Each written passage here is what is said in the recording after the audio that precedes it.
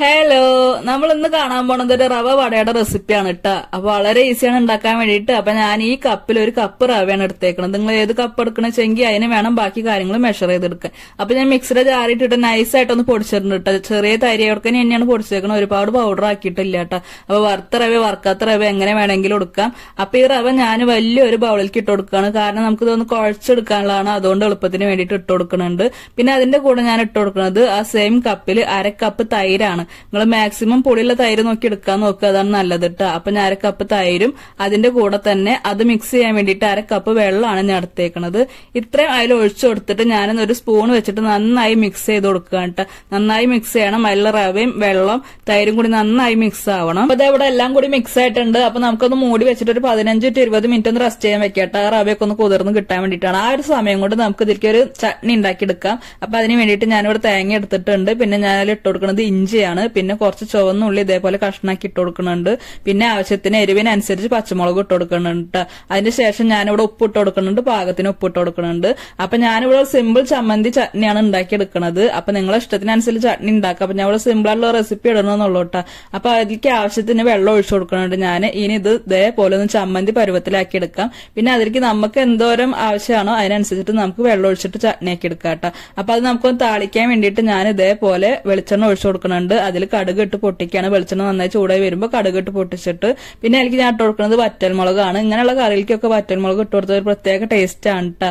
അപ്പൊ അറിയുണ്ടാവും വിചാരിക്കുന്നു. പിന്നെ ഞാനിവിടെ വേപ്പിന്റെ ഇല ഇട്ട് കൊടുക്കുന്നുണ്ട്. എല്ലാം കൂടി ഒന്ന് മൂത്ത് വരുമ്പോൾ അത് നേരെ നമ്മൾ ഉണ്ടാക്കി വെച്ച ചട്നിക്ക് ഒഴിച്ചു കൊടുക്കുകയാണ്. സിമ്പിൾ ആയിട്ട് ഞാൻ ഉണ്ടാക്കുന്ന ചട്നി ജസ്റ്റ് ഇട്ടെന്നുള്ളോട്ടോ. നിങ്ങൾക്ക് എന്ത് ചമ്മന്തി വേണമെങ്കിൽ കൂട്ടിയിട്ടും കഴിക്കാം. അപ്പൊ അതേപോലെ ചട്നി കൂട്ടിയിട്ട് പലഹാരം കഴിക്കുമ്പോൾ നല്ല ടേസ്റ്റ് ആണ്. അതുകൊണ്ടാണ് ഞാൻ ഈ ഒരു റെസിപ്പി ഇവിടെ ഷെയർ ചെയ്തത് കേട്ടോ. അപ്പൊ ഇത് 15 മിനിറ്റ് ആയപ്പോഴേക്കും നമ്മള് മാവൊക്കെ ഇവിടെ റെഡി ആയിട്ട് വന്നിട്ടുണ്ട്. അത് നന്നായിട്ട് കുതിർന്നിട്ടൊക്കെ ഉണ്ട് കേട്ടോ. അപ്പൊ ഇതിലേക്ക് നമുക്ക് കുറച്ച് വെജിറ്റബിൾസ് ഇട്ട് കൊടുക്കണം. ഒരുപാടൊന്നുമില്ല, കുറച്ചുള്ളൂ. അപ്പൊ ഞാൻ ആദ്യം ഇട്ട് കൊടുക്കുന്നത് സവോളയാണ്. ഒരു വലിയ സവോള ഇതുപോലെ ചെറുതാക്കി അരിഞ്ഞിട്ടാണ് ഇട്ട് കൊടുക്കുന്നത് കേട്ടോ. ഇതേപോലെ അരിഞ്ഞിട്ട് വേണം ഇട്ട് കൊടുക്കാൻ വേണ്ടിയിട്ട്. പിന്നെ ചെറുതാക്കി അരിഞ്ഞിട്ട് പച്ചമുളക് ഇട്ട് കൊടുക്കുന്നുണ്ട്. നമ്മളെ എരിവിനനുസരിച്ചിട്ട് പച്ചമുളക് ഇട്ട് കൊടുക്കുക. അതിന്റെ കൂടെ നമ്മൾ ഇട്ട് കൊടുക്കുന്നത് ഇഞ്ചിയാണ്. ഇഞ്ചി ഇതേപോലെ ചെറുതാക്കി അരിഞ്ഞിട്ട് ഇഞ്ചിയും കുറച്ച് ഇട്ട് കൊടുക്കുക കേട്ടോ. അത് കഴിഞ്ഞ പിന്നെ വേപ്പിലും ഇതേപോലെ ചെറുതാക്കി അരിഞ്ഞിട്ട് ഇട്ട് കൊടുക്കുക. എന്നാലേ അതൊന്നും മുരിഞ്ഞ് കിട്ടുള്ളൂ. അതുകൊണ്ടാണ് അങ്ങനെ ചെറുതാക്കി അരിഞ്ഞിട്ട് ഇട്ട് കൊടുക്കുന്നത്. അത് കഴിഞ്ഞാൽ പിന്നെ ഇവിടെ ഒരു മീഡിയം സൈസ് ഉരുളക്കിഴങ്ങാണ് ഞാൻ ഇടുന്നത്. വേവിച്ച് ഉടച്ചിട്ടാണ് ഇട്ട് കൊടുക്കുന്നത് കേട്ടോ. അത്ര ഇട്ട് കൊടുത്തിട്ട് പിന്നെ നമുക്ക് ഇതിലേക്ക് കുറച്ച് കായപ്പൊടിയും കൂടി ഇട്ട് കൊടുക്കണം, ഒരു ടേസ്റ്റിന് വേണ്ടിയിട്ട്. ഞാനിവിടെ കുറച്ച് എടുത്തിട്ടുള്ളൂ, ഇത്രയും മാത്രം കായപ്പൊടി ഇട്ട് കൊടുത്തിട്ട് പിന്നെ ഞാനിവിടെ ബേക്കിംഗ് സോഡയാണ് എടുത്തേക്കുന്നത്. അതും കുറച്ച് മാത്രം, ഒരു 1/2 ടീസ്പൂൺ മാത്രം എടുത്തിട്ടുള്ളൂ കേട്ടോ. അത് കഴിഞ്ഞ പിന്നെ ആവശ്യത്തിന് ഉപ്പും കൂടി ഇട്ട് കൊടുക്കുന്നുണ്ട്. അത് കഴിഞ്ഞിട്ട് നമ്മൾ നന്നായിട്ട് ഇതേപോലെ കൈ വെച്ചിട്ട് ഒന്ന് കുഴച്ചെടുക്കണം. നന്നായി മിക്സ് ആയി കിട്ടണം. എല്ലാതും കൂടി ഒന്ന് മിക്സ് ആയി കിട്ടണം കേട്ടോ. അപ്പൊ ഇതേപോലെ കുഴക്കുന്നതിന്റെ ഇടയ്ക്ക് നിങ്ങൾക്ക് വെള്ളം കുറവാണ് തോന്നി കഴിഞ്ഞാൽ 1-2 ടീസ്പൂൺ മാത്രം വെള്ളം ചേർത്ത് കൊടുക്കുക. ഈ ഒരു കൺസിസ്റ്റൻസിയിലാണ് നമുക്ക് വേണ്ടത്. വെള്ളത്തിന്റെ അളവ് കൂടി പോകാതിരിക്കാൻ പ്രത്യേകം ശ്രദ്ധിക്കുക കേട്ടോ. അപ്പൊ നമ്മളിതൊന്ന് പൊരിച്ചെടുക്കാൻ പോവുകയാണ്. അതിന് വേണ്ടി പാൻ വെച്ചിട്ടുണ്ട്. അതിൽ ഓയിൽ ഒഴിച്ചു കൊടുത്തിട്ട് ഓയിൽ നന്നായി ചൂടായി വന്നു കഴിഞ്ഞാൽ നമുക്ക് തീ ലോ ടു മീഡിയം ഫ്ലെയിമിലേക്ക് മാറ്റിയിട്ട് നമ്മൾ ഇതുപോലെ പിച്ചിട്ട് ആ മാവ് നമ്മൾ ഇട്ട് കൊടുക്കണം. ആ ബാറ്റർ നമ്മൾ ഉണ്ടാക്കിയെടുത്ത ബാറ്റർ ഇതുപോലെ ഇട്ട് കൊടുക്കുകയാണ്. അപ്പൊ ലോ ഫ്ലെയിമിൽ തന്നെ വെക്കാൻ നോക്കുക, കാരണം റവ ആയതുകൊണ്ട് പെട്ടെന്ന് കരിഞ്ഞു പോകാൻ ചാൻസ് ഉണ്ട്. പിന്നെ ഉള്ളിൽ വേവില്ല.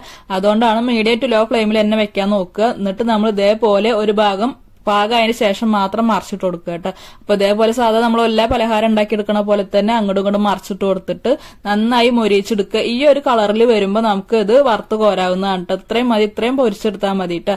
അപ്പൊ വളരെ എളുപ്പത്തിൽ നമ്മൾ റവ വട റെഡി ആയിരിക്കുകയാണ്. നല്ല എളുപ്പമാണ് ഉണ്ടാക്കാൻ വേണ്ടിയിട്ട്, നല്ല ടേസ്റ്റിയാണ് കഴിക്കാൻ വേണ്ടിയിട്ട്. ഇതേപോലെ ഒരു തേങ്ങാ ചട്നി ഉണ്ടെങ്കിൽ അടിപൊളിയായിരിക്കും. അല്ല നിങ്ങൾക്ക് ടൊമാറ്റോ സോസിന്റെ കൂടെ വേണമെങ്കിൽ അങ്ങനെയും കഴിക്കട്ടെ. ഉള്ളിൽ നല്ല സോഫ്റ്റ് ആയിട്ട് പുറമെ നല്ല ക്രിസ്പി ആയിട്ടിരിക്കും. നല്ല ടേസ്റ്റാണ് കഴിക്കാൻ വേണ്ടിയിട്ട്.